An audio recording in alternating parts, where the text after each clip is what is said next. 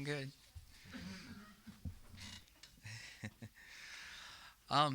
So I didn't feel like preaching today, so I said to Barbara, "Okay, you do it." And that's basically what. No, we're actually going to talk about crossing borders today and share some of our pictures and our stories. And Barbara has such a passion for it and tells those stories so well. I've noticed that most married couples, that often one will say to the other about a particular story, well, you tell it better. And so, I feel like that's the case with our crossing border stories. That it's a matter of, I could explain it, but then I'm probably going to start preaching and trying to put in some heavy theology or something. But Barbara really gets to the heart of the matter and really talks well about what's going on there. So she's going to show you some slides and some pictures. And actually, during communion today, when we pass out the bread and the wine, there will be some slides and some music there, so you can enjoy the slideshow. It's going to run a little bit long, so if you don't mind, just hold on to the elements, and then just let the slideshow finish, and then we will take communion together. But there's some really great stuff that's happened on this last trip, and we want to share that with you. And then after that, then I believe Jen's going to talk for a little bit because she was one of our stowaways. One of our participants. And she was able to go with us this time. And then after that, I'll just kind of wrap it up, and that'll be our presentation today. But we want to make it very relevant. We want to show what happened, but we also want to show how it ties to us here, and it does in very powerful ways. So if you'll welcome my better half, here's Barbara.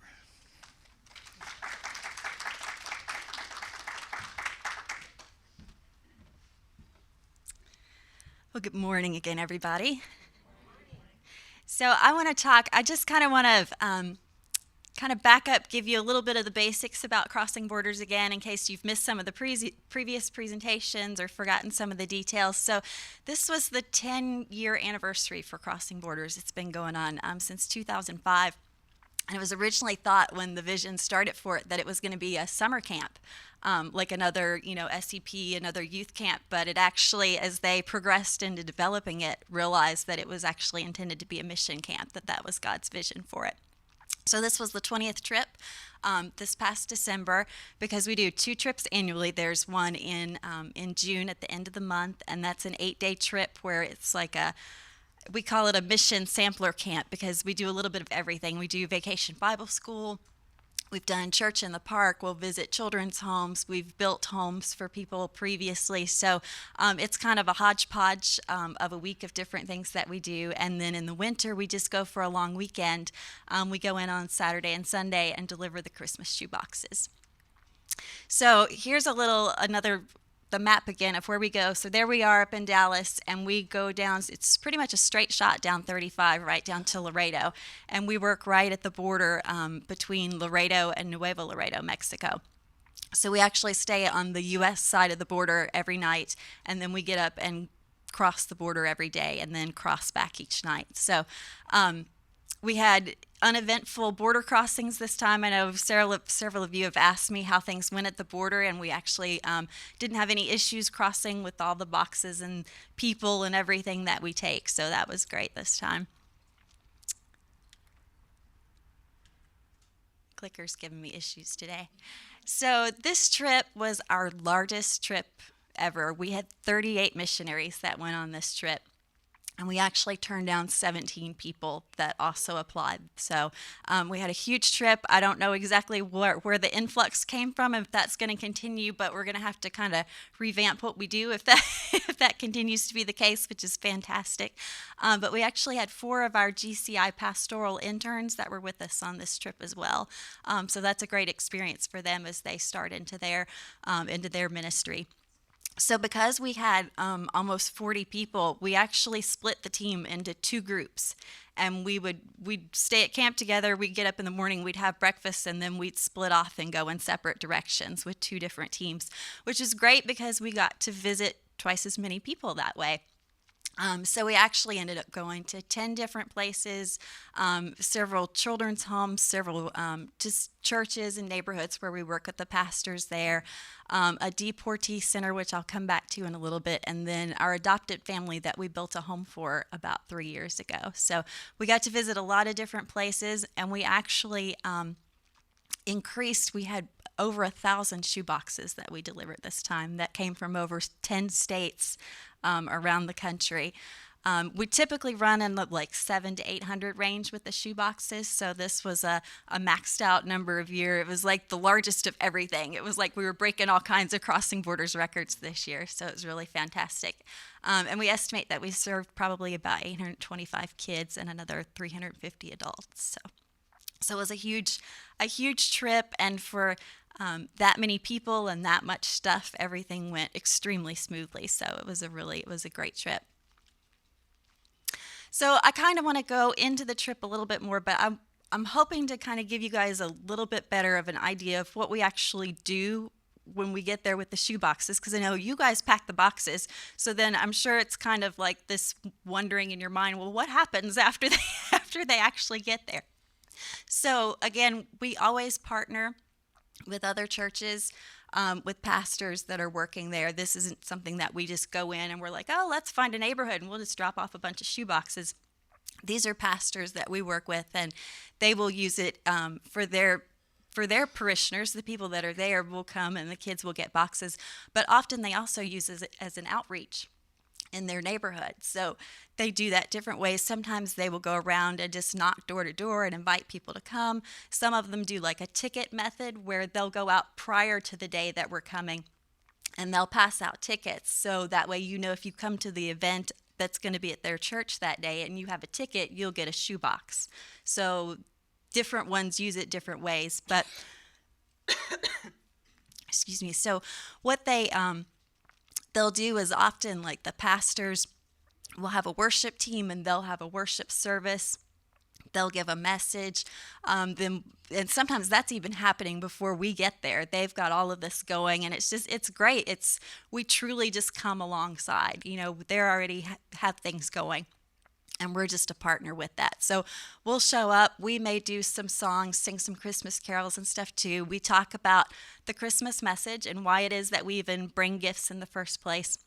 We tell them that the gifts have come from all over the United States because God loves us and we love them and He loves them, and it's an expression of God's love to bring these gifts. So we talk about that. So here's just a few shots of what some of the neighborhoods look like. This actually was a church. They have a nice church facility. They've been established there about 15 years, but because of the overflow, they actually met outside the day that we were there. And then this is another church that we've watched grow over the years. They used to meet in basically a chicken coop in back of where this church is now, but you can see how the church has progressed and grown.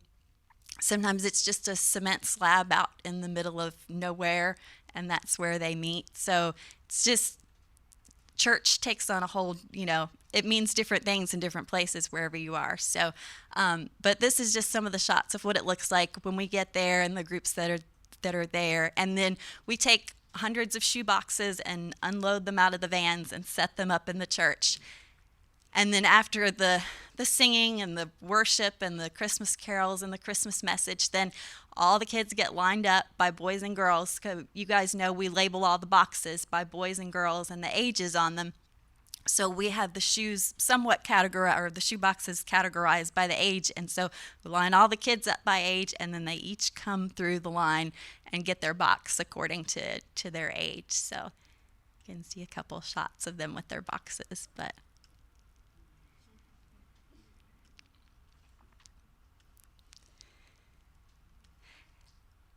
and then often now, this is something that's really, really neat that's happened just in the last few years with Crossing Borders, is we've started to break bread with the people there that we minister with. And we used to be so conscious about what we eat, making sure, you know, that we weren't having any of the food from Mexico because we didn't want it to make us sick and this kind of stuff. And these people, we've just built this relationship to the point where they want to serve us food, and they're very careful about how they prepare it. They understand that, you know, we can't drink the water and that kind of stuff. So they're very careful about how to prepare the food. Thank you. So they're very careful about how they prepare it, and it's just really neat that now we actually get to sit down and share a meal with them often after the activities, which is it's just a neat thing rather than, you know, us just going in and not being able to sit down and spend quality time with them.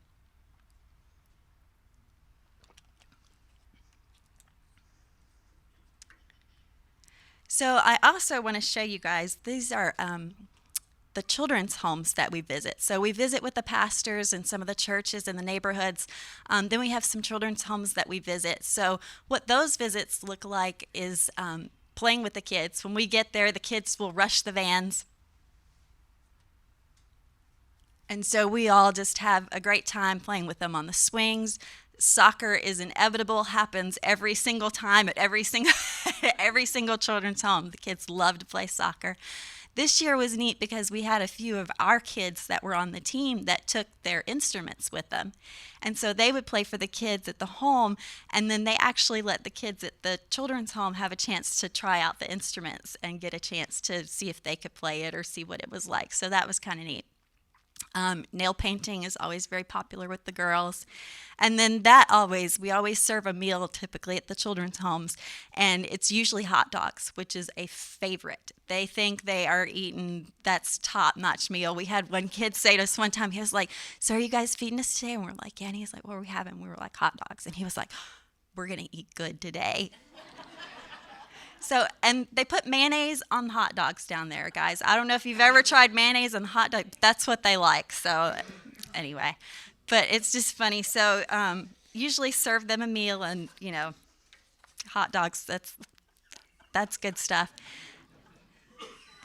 So then after that, we give them the shoe boxes, which ends up just this chaos, it looks like to me. I don't know how they all keep it straight, but they all sit down at tables or in the floor on the porch, and they just open the boxes, and everything's everywhere. So I want to show you guys a couple little videos. The first video is actually, I didn't realize it at the time I was taking it, but it's actually a video of some boxes that came from the church here that you guys packed. One, because I recognized some of the items in the box, and two, I recognized some of the wrapping paper on the box. But it's funny to watch them because some of the kids will open the boxes, they'll look through everything in the box and then, put it all back and maybe go somewhere else. But some of them will open the box, and the first thing that they see is that just catches them, and they don't even look at the rest of the stuff right away. So it's just funny to watch them open them. So.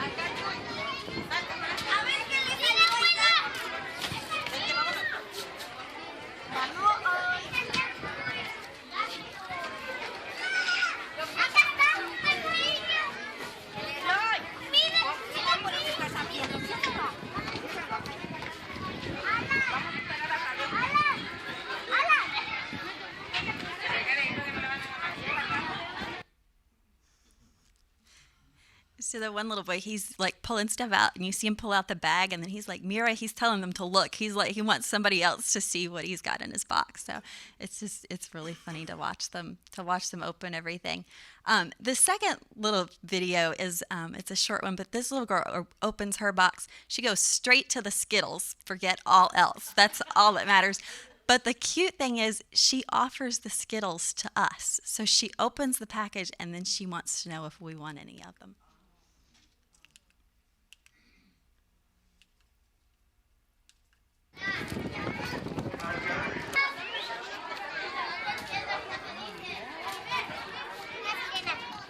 Ah, sí.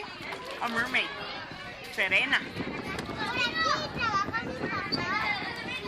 ¿Ah? Te ayudo. ¿Puedes abrir?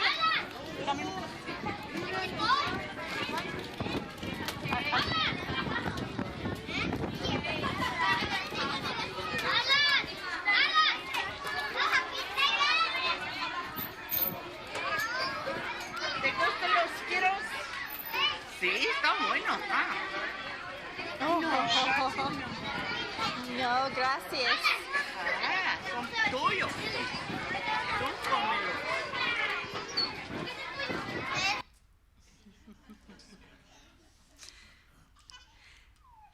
So that's kind of what happens at the children's homes in the neighborhoods. I hope that kind of gives you a better idea of, what we go in, that we get to visit and share a message with them, and then they all they line up for their boxes and then have a big time going through all the things that are in them.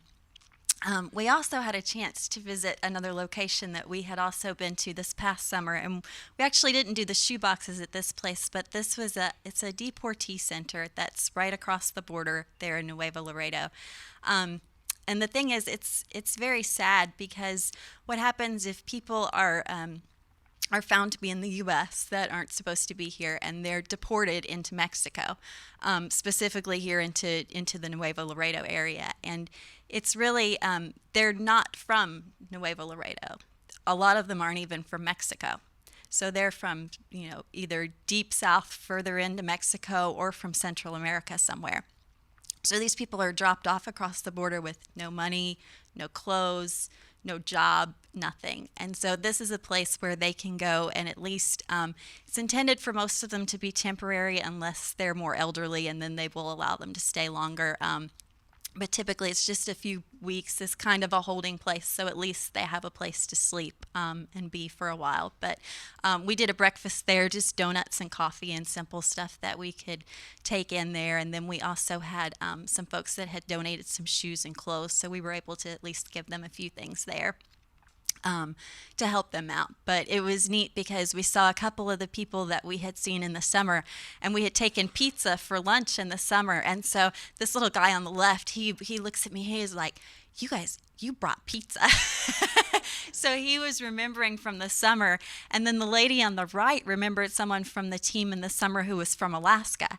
And she was asking about her. And she was like, "I know the lady was with you. She was from Alaska." And she was just so, she remembered the lady from Alaska. So it was just neat to see the people there that are still there. But it's just, it's challenging there because those folks are dropped off, and then that causes the crime and the cartel and things in Nuevo Laredo to increase because people need to eat, and they're just looking for some kind of an option to get money.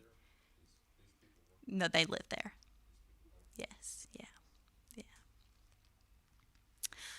And then last, I want to talk a little bit about, we've told you guys about the family that we built a home for about 3 years ago. And this is a shot of the front of their house. It's still part of the older part in the front, and then the one that we built is behind that. But it's always a neat experience to go see them. They are always waiting for us in December and June. And it gets to the point, like this time she said that the kids got to the point where they didn't want to go to school because they were afraid we were going to show up on one of the days when they're in school and they don't want to miss us. So it's just really neat. There are pictures of our team hanging on the wall in their house, and they're just always waiting for, they call us all their aunts and uncles, so they're always waiting for all their aunts and uncles to show up every June and December. So it's just always neat to go see them. Of course, we always give them boxes. We're probably a little more generous with the boxes there. They might get two apiece because we might be a little partial there, but it's just neat that we've all just adopted each other, and it's like we have no way to communicate with them before we get there, so we just swing by on one of the days when we're there and hope that they're home and we get to see them when we're there. So it always works out that we get a chance to visit with them. So that's just kind of a little overview of the places we go and where we give out the boxes. And here's a picture of our team at the Deportee Center with a few guests from the Deportee Center that decided to jump in the team photo with us. So, but anyway, any questions or anything before I? Yes, ma'am.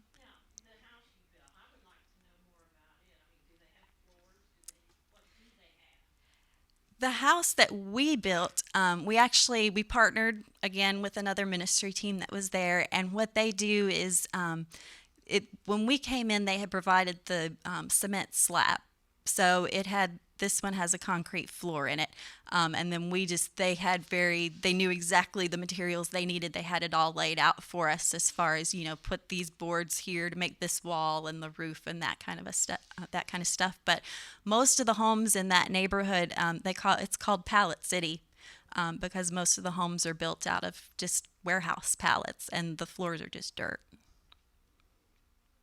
Yeah, Ryan.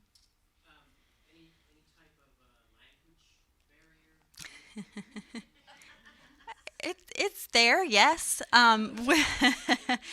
Most of the people on the team don't speak Spanish. I mean, that's not a requirement to go. But we have several on the team that do. We try to make sure we have several people that do speak Spanish. So, if we get up to present, like if Steve's giving a message or something, then one of the team is up there with him to translate that. The kids, they'll talk to you, but it's not a huge deal. I mean, it's there for sure, but it's, they just want to play and want attention. So they're just excited that we're there. And yeah. Yeah. How many church areas are part of the team here? Where do they all come from? Oh, where did the people from on the missionary team? Wow, they came from all over. I'm sorry? Did I have where all the team members were from? Oh, okay.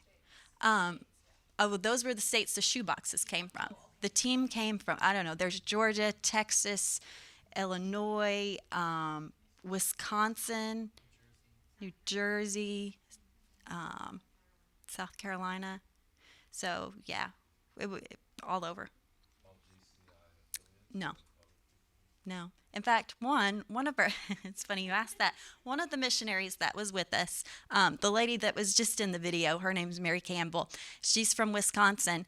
She actually was in a laundromat and she was working on some kind of crafts or something, I think, while she was there to give out.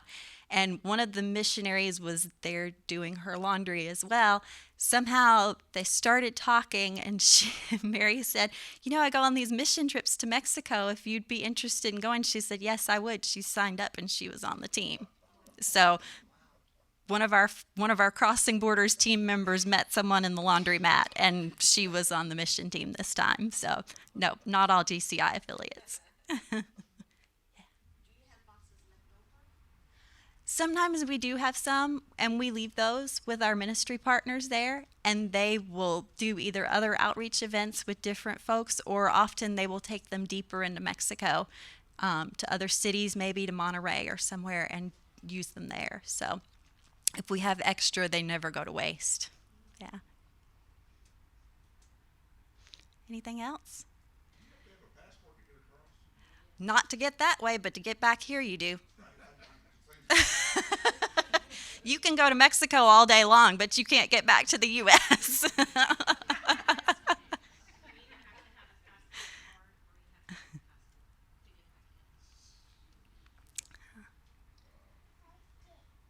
Anybody else? If not, I'll let Jen come up and share some of her stories and experiences with you guys.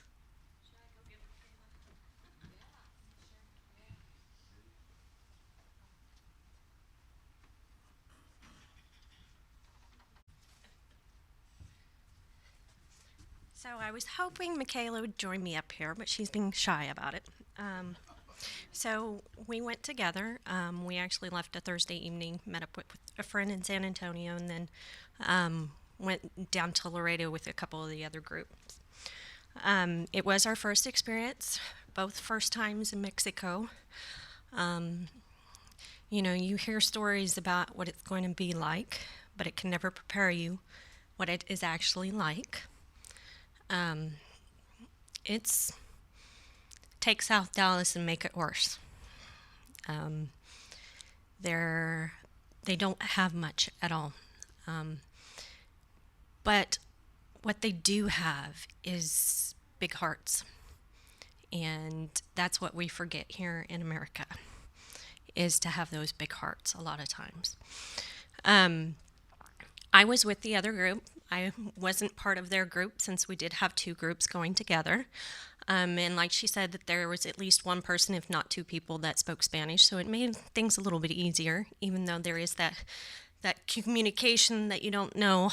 I know little bits here and there of Spanish, so I could pick up on some of it, but actually talk in Spanish is a different issue. But one thing that Michaela would say is that there is the universal language of play. And it was interesting watching her interact with some of the other children, especially a little girl named Cecilia, which we actually met at the deportation center. She is 9 or 10 years old, and she was actually born in Laredo, Texas. So she is a U.S. citizen, but unfortunately her dad is not, and her mother left them when she was about 1. They got deported, and fortunately she was able to go with them, but life has been very, of course, difficult for both of them. But you would never know it.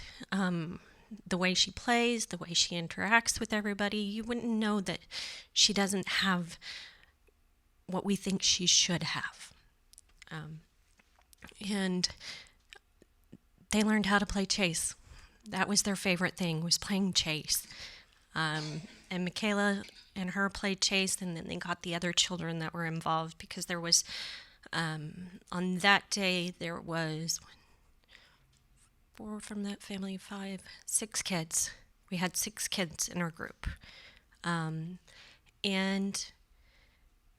you wouldn't know that there was the language barrier. And they also loved going and catching the chickens.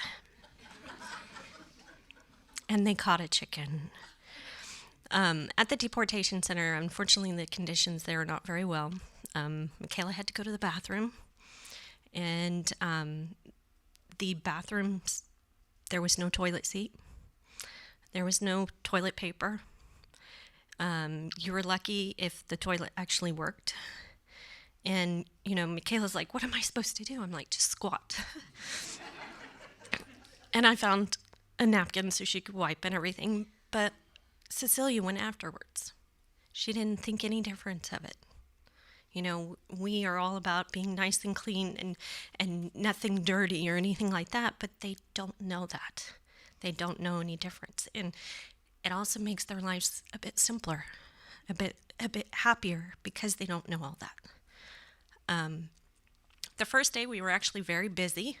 We ended up going to 3 different places and then back to one. We started at a children's home, and one person's comment about the children's home is it's a glorified daycare. Some people will call it an orphanage. Some people say that it's a children's home.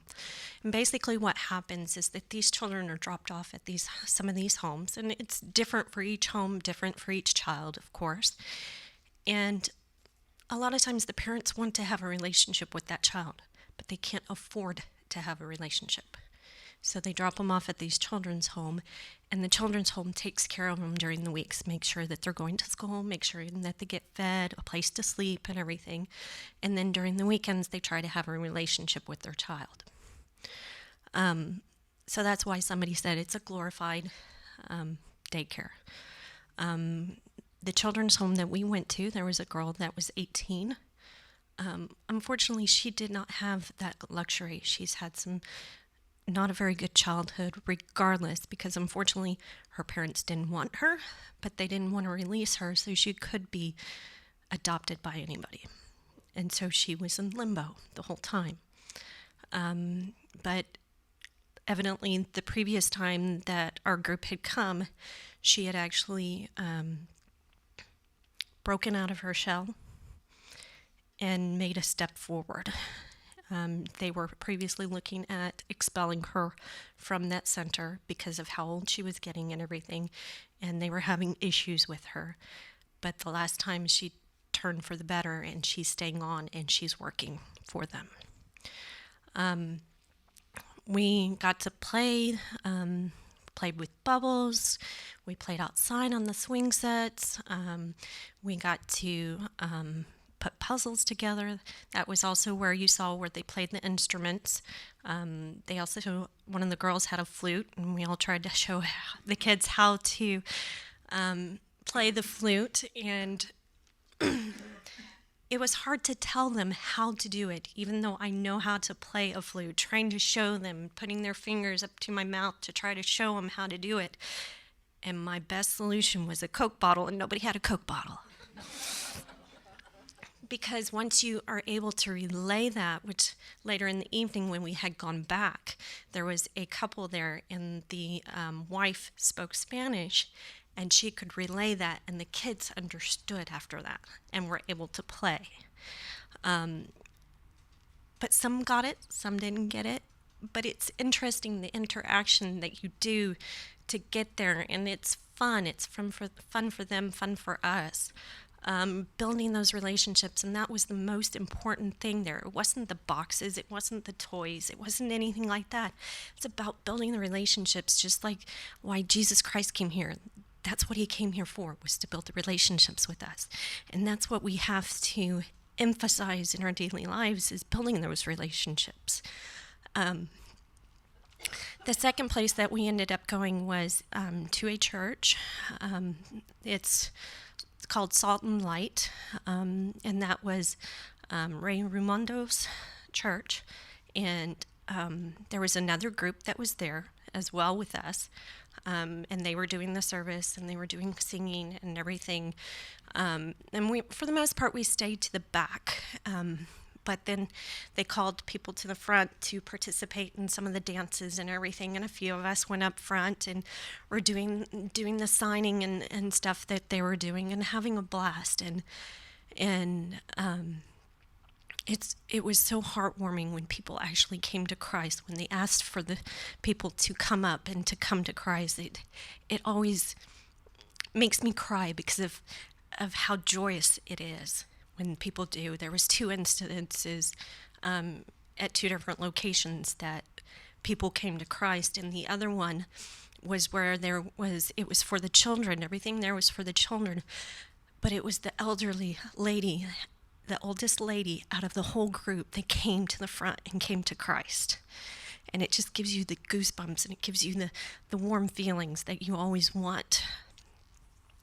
But our group was blessed 3 times with tamales. And at Salt and Light, we were blessed with being served with tamales there. And then the next place we ended up going, we were served tamales. And the next day we were served tamales. And it was wonderful. You know, everybody was hesitant, but it's like they reassured us, because we were hesitant about the water, since tamales are boiled and the beans are boiled and everything. But it was community, it was enjoyment, it was in taking those relationships and building on them further. But one thing also is that I end up being observant of other people there. And there was this little girl at Salt and Light that I was watching, because she was watching me as well. And the 2 older boys that were with us kept roughhousing, and then the younger one would join in, and you would see the changes on her face just by how they were reacting. If they acted like they were beating on each other, then her face would droop and get fearful, But then when they turned around and were like, yeah, giving hugs to each other, then her face became joyful. And later that evening, I showed Pastor Ray that video clip because I actually took a video of it just by chance. And he said that, yes, there is a big problem there. There's a big problem with alcoholism and with abusive husbands and fathers and such. But that's one thing that he's there to try to get them out of that, to try to get them to come to God and to realize that there is the problem.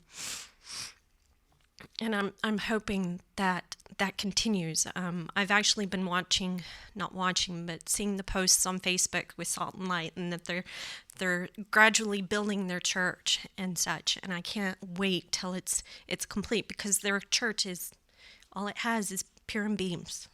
There's really no coverings, but it's a beginning. It's a beginning to a better life, a better relationship with God for each and one of those kids and for those parents and everything.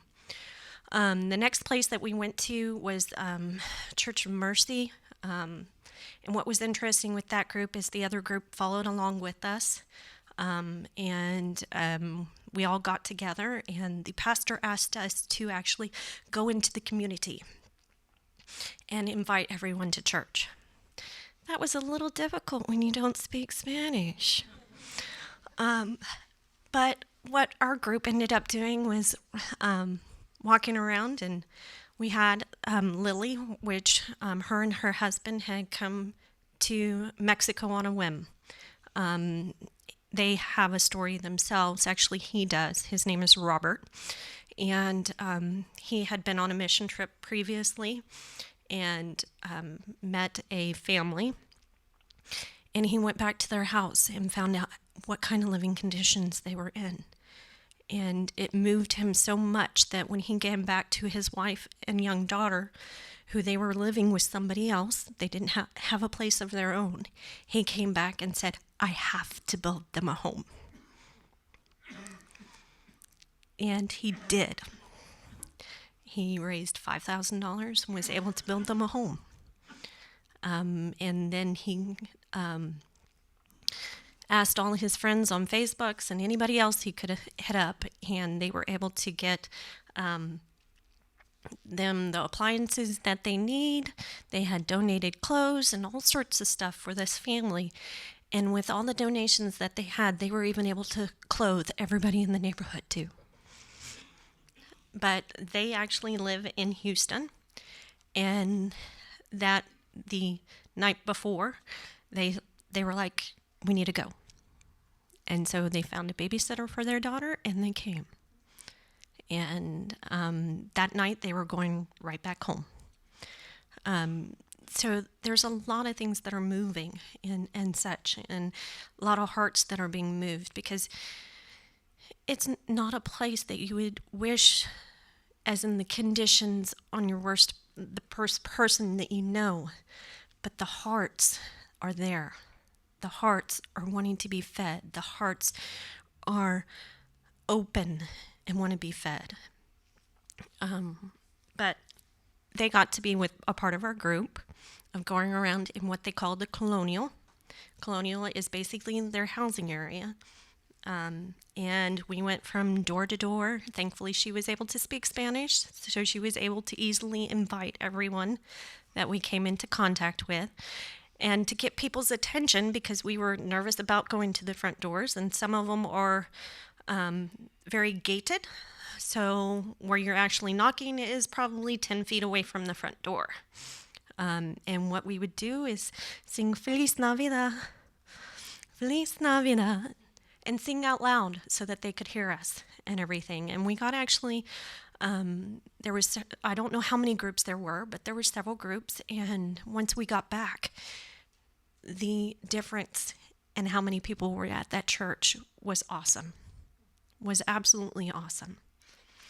I'm sure the promotion of the shoeboxes and stuff helped, but I also believe that opening the heart and letting them know that church was there, because I remember Lily talking to one of the ladies, and Lily was like, yeah, it's just right back there. And the lady was like, really? okay. So they weren't, even though it wasn't very far, it was maybe a block away, maybe 2 blocks away, they had no knowledge that there was an actual church there. And once we got back, the other group did a couple different skits. Then after the skits, we ended up passing out the shoe boxes.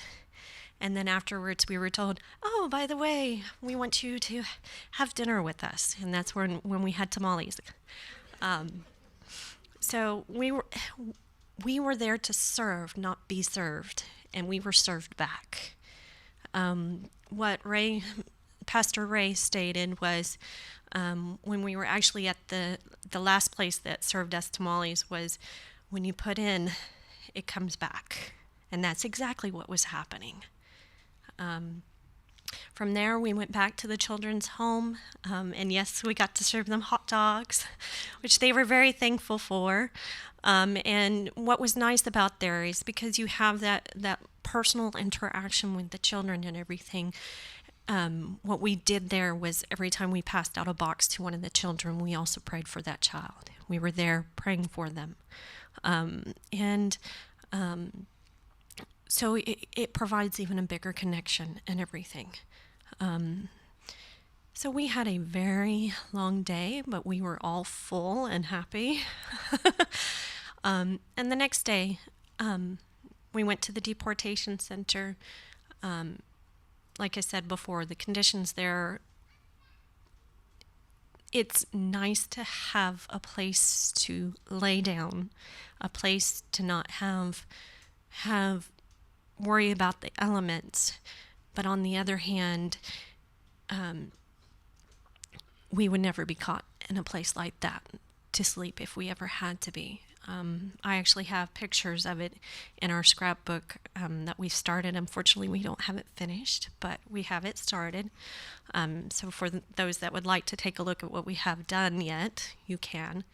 But, you know, to have to hand wash your clothes in a old bucket on the outside of the building, and then to hang them up wherever you can find to hang them up, where the chickens roam and everything, and then to have a restroom that nobody would actually consider a restroom.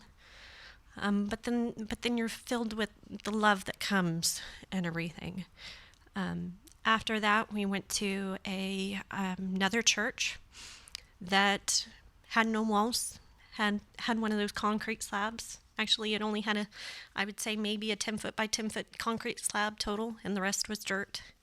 But people were waiting for us, and we got served tamales there. Michaela was sick of tired of tamales.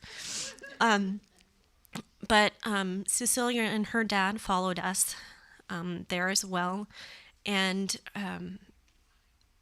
to see them further interact, even though she didn't speak English. You know, there's a game that we play where we put our hands on top of each other and do the sliding, and watching them teach each other the little different games and such. And there we have the children's Bible that we use here. They actually have a Spanish one, and Barbara, one of the ladies that speaks Spanish, who is actually a Spanish teacher as well, she actually read out of that book to all the children and everything. And then later on, another girl and her mother came and also preached to the children and such. And after that, we passed out shoe boxes. Now, one problem that we had is we had a ton of girl shoe boxes, but we didn't have enough boys. So just in the future, it might be a good idea that we also remember to do more boys' boxes. I know girls are so much easier sometimes, it seems. But it didn't really matter. It didn't really matter to the boys that they were getting one of the girls' boxes. Yes, I would go through the boxes and make sure there wasn't any really girly stuff. But that's not a problem. It's serving them and such. And we had little different things that I had gotten some stuffed animals, some decent used stuffed animals, and we put them out on the table, and they're like, "Can we take these?" And we're like, "Yes, come on, come on." And just seeing how they play with the toys on the table before they pick the one that they want. Or I got to be silly at one point in time.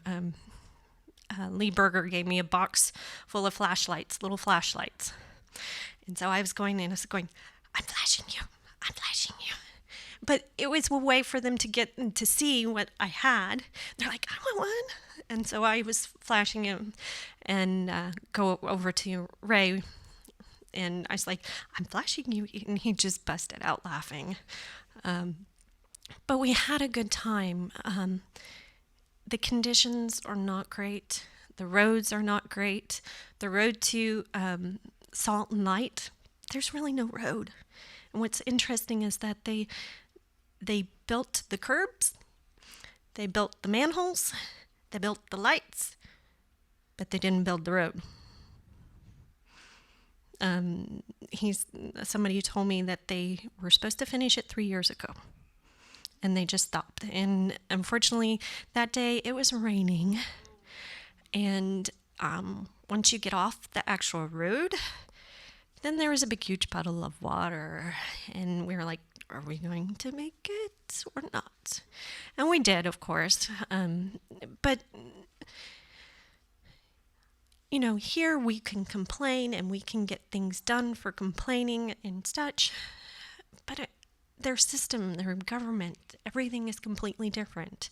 Somebody said that the deportation center was something that the mayor set up. But here, if a mayor set up something like that, it wouldn't be accepted. It wouldn't be, you know, up to building standards or anything like that. It would be considered condemned. So it's a completely different life, but their heart is so much fuller than what I think that we have here as Americans. And it's, you know, afterwards I some of the stuff that I started writing, some people in the group that I work for in Arizona, I wrote a card to them, and I told them about, okay, this is what I did and everything, and what this time is about. It's about the relationships, not the materialistic things. Christ didn't come here for the materialistic things. He came here to build the relationships. And my hope for them was to actually build onto the relationships that they have individually and continue those. And that's what the important thing is. And that's what this ministry about crossing borders is about, is building those relationships. Even though you're hearing that they're, "Oh, you're going to play with kids." Why are you going to play with kids when they need a house or they need this? It's the relationship that matters. So, thanks for listening to me.